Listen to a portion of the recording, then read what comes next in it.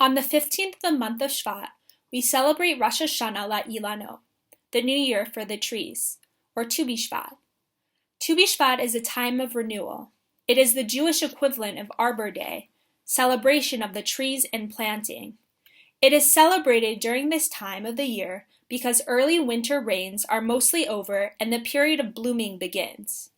In the 16th century, Kabbalists began the tradition of creating a Seder in honor of Tu B'Shvat.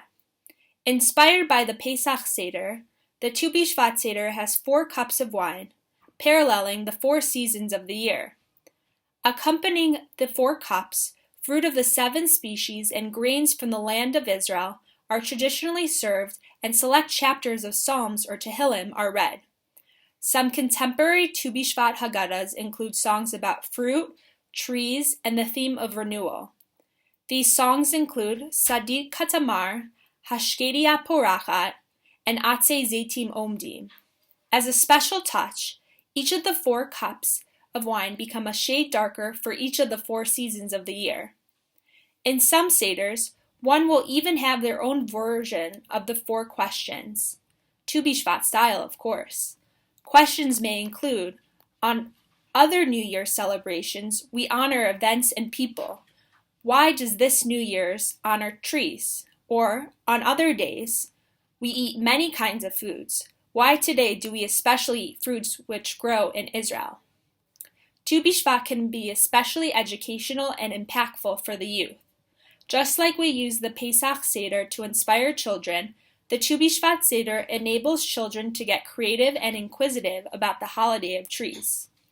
The Seder allows an interactive and fun experience to ask questions and learn more about nature and renewal through a Jewish perspective. A story I'd like to share touches upon the importance of expressing gratitude for the past, as well as looking to the future and the next generation. By planting trees, we place both trust and hope for the future. It is taught in Masechet Ta'anit, the story of Choni HaMa'agel. Rabbi Yochanan said, all the days of the life of that righteous man Choni, he was distressed over the meaning of the verse, a song of ascents. When the Lord brought back those who returned to Zion, we were like those who dream. He said to himself, is there really a person who can sleep and dream for 70 years? How is it possible to compare the 70-year exile in Babylonia to a dream? One day, he was walking along the road when he saw an elderly man planting a carob tree. Choni said to him, this tree, after how many years will it bear fruit? The man said to him, it will not produce fruit until 70 years have passed. Choni said to him, is it obvious to you that you will live 70 years, that you expect to benefit from this tree?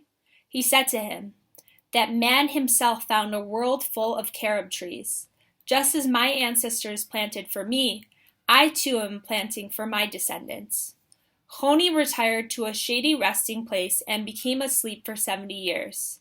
Upon waking up, he saw a full-grown carob tree and an elderly man picking from it. Choni asked, are you the man who planted? No, that was my grandfather. What can we learn from this story? First, we are reminded of the importance of Hakarat Tov, gratitude. We must be grateful for our ancestors and the members of their generation for their efforts in ensuring a better life for us. We are also learn the importance of paying it forward. While it is important to enjoy the fruits of our own labor today, we must realize that many of the fruits of our labor won't be ripe for many years. Therefore, we must look forward and be mindful to secure a future that perhaps may be only enjoyed by our progeny. Planting trees also teaches us the attributes of patience and foresight. These are some of the message taught to us by Choni HaMa'agel, trees, and its special holiday, Tu B'Shvat.